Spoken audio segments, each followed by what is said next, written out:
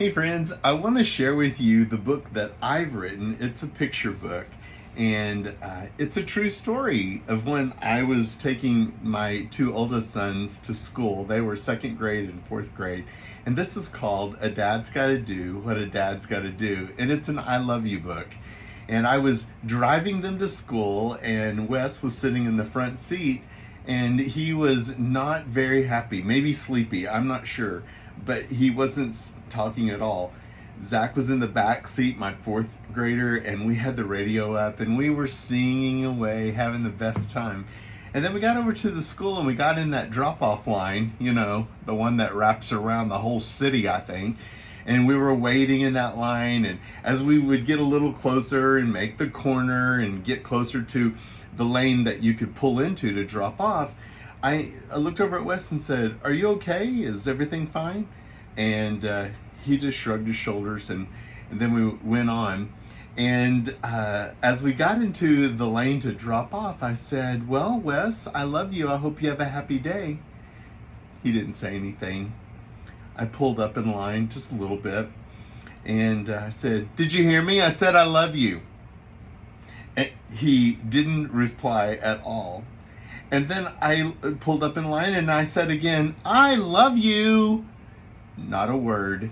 He just took off his seatbelt and he put on his backpack and he opened the door and he just got out and shut the door and started walking in.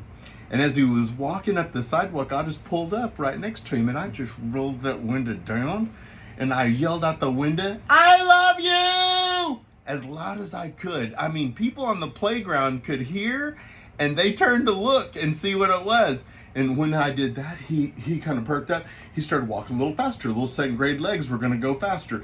And so I pulled up in line and I yelled out the window again, "I love you!" as loud as I could.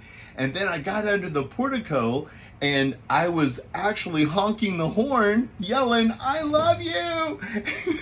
All of the teachers that were out there were just laughing, and they thought it was so funny because I was just yelling as fast as I could. And so all these pictures are about telling him that I love him as he was getting out of the car. And I gotta show you, this is really a great part.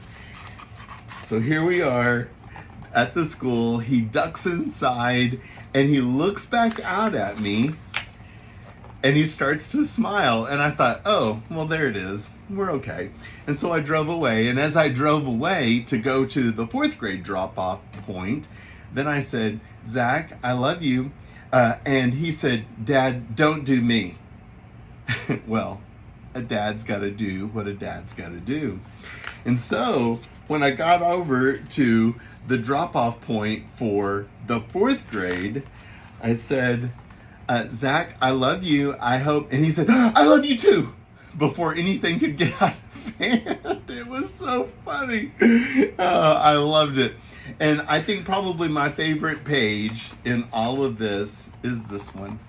It says, "The end, but the dad's love never ended."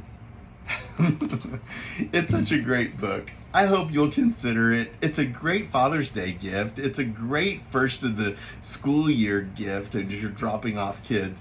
But more than that, I dare you to yell out the window, "I love you," to your children. It'll embarrass them. It'll be the best. You're welcome. I hope you have a happy day.